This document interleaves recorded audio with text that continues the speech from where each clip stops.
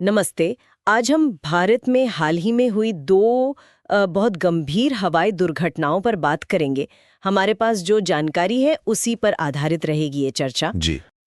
एक तो अहमदाबाद में जो एयर इंडिया का विमान हादसा हुआ और दूसरा उत्तराखंड में हेलीकॉप्टर क्रैश। हाँ, दोनों ही बहुत दुखद घटनाएं रहीं। तो आज हम यही देखेंगे कि इन स्रोतों से क्या पता चल रहा है, क्या हुआ था असल में, फौरन क्या एक्शंस लिए गए और मतलब जांच कहाँ तक पहुंची है। बिल्कुल। चलिए पहले अहमदाबाद वाले हादसे से शुरू करते हैं। ये 12 जून 2025 की बात है। एयर इंडिया की फ्लाइट AI-171 हाँ, लंदन जा रही थी ये फ्लाइट। बोइंग 787 ड्रीम लाइनर था। और हुआ ये कि टेक ऑफ के तुरंत बाद ही इसने ऊंचाई खो दी और फिर ये बीजे मेडिकल कॉलेज हॉस्टल के पास गिर गया। आग भी लग गई उसमें। जी, ये वाकई एक भयानक हादसा था। जो जानकारी मिली है उसके हिसाब से विमान में 242 लोग थे, उनमें से 241 की दुखद मौत हो गई। ओ, और इतना ही नहीं, जमीन पर जहां ये गिरा वहां भी करीब 38-39 लोगों की जानें गईं। तो कुल मिलाकर देखें तो लगभग 280 मौतें हैं। हे भगवान, सिर्फ एक व्यक्ति बच पाया। हाँ, अविश्वसनीय है, लेकिन सिर्फ एक ही व्यक्ति बच पाया।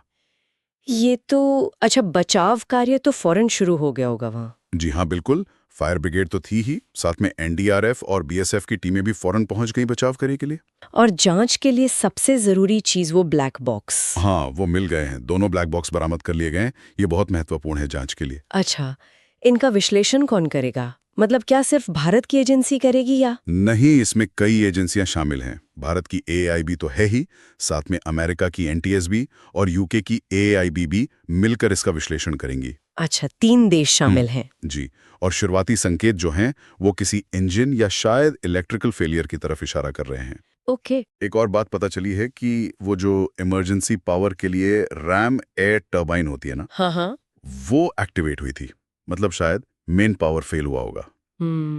तो पूरी रिपोर्ट आने में कितना समय लग सकता है? देखिए, शुरुआती रिपोर्ट आने में भी कम से कम 3 महीने तो लग ही सकते हैं। पूरी जांच में तो और समय लगेगा। ये जो 3 देशों की एजेंसियां शामिल हैं, ये क्या सामान्य प्रक्रिया है ऐसे मामलों में? हाँ, ये काफी हद तक मानक प्रक्रिया है, क्योंकि विमान बोइंग का था, जो अमेरिकी हैं, और फ्लाइट लंदन जा रही थी। लेकिन हाँ, ये घटना की गंभीरता को भी दिखाता है। जाहिर है। अच्छा, इस हादसे का एयर इंडिया के ऑपरेशंस पर क्या असर पड़ा? असर तो पड़ा है। एयर इंडिया ने फौरन अपने जितने भी ड्रीमलाइनर विमान हैं, उनके एक्स्ट्रा सेफ्टी चेक शुरू कर दिए हैं। और उनके सीईओ कैम्बल विल्सन, उन्होंने भी साफ कहा है कि जब तक 100% सुनिश्चित नहीं हो जाते कि विमान सुरक्षित है, तब तक कोई उड़ान नहीं भरेगा। ये सही कदम है। तो मतलब फ्लाइट्स कैंसिल या डिले भी हुई होंगी? जी हाँ, बिल्कुल। कई उड़ानें रद्द हुई, देरी भी हुई, लेकिन यात्रियों का विश्वास बनाए रखने के लिए ये जरूरी था। बिल्कुल। ये तो बहुत बड़ी त्रासदी थी। और इसके ठीक मतलब 3 ही दिन बाद 15 जून को एक और बुरी खबर आई, इस बार उत्तराखंड से। जी, वो भी बहुत दुखद रहा। उत्तराखंड में आर्यन एविएशन का एक हेलीकॉप्टर था। केदारनाथ से गुप्तकाशी जा रहा था वो, हाँ, और घड़ीकुंड के पास वो दुर्घटनाग्रस्त हो गया। उसमें भी आग लग गई थी। इसका क्या कारण बताया जा रहा है? कुछ शुरुआती जानकारी? देखिए, जो पहली जानकारी आई है उसके हिसाब से तो खराब मौसम और विजिबिलिटी मतलब दृश्यता बहुत कम थी।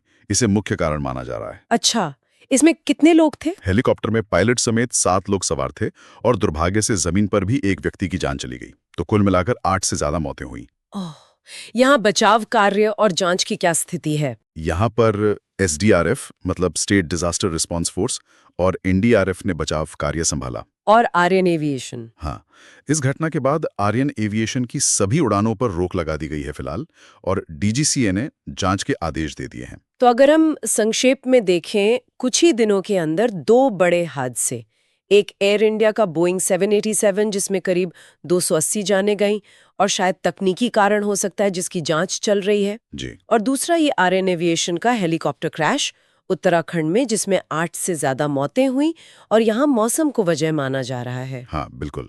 और ये दोनों घटनाएं जो इतने कम समय के अंतराल पर हुई, ये भारत की जो हवाई सुरक्षा व्यवस्था है और जो हमारी इमरजेंसी रिस्पांस प्रणाली है, उस पर आप कह सकते हैं गंभीर सवाल खड़े करती हैं। सही बात है। जैसा कि स्रोतों में भी बताया गया है, दोनों मामलों की पूरी विस्तृत जांच चल रही है।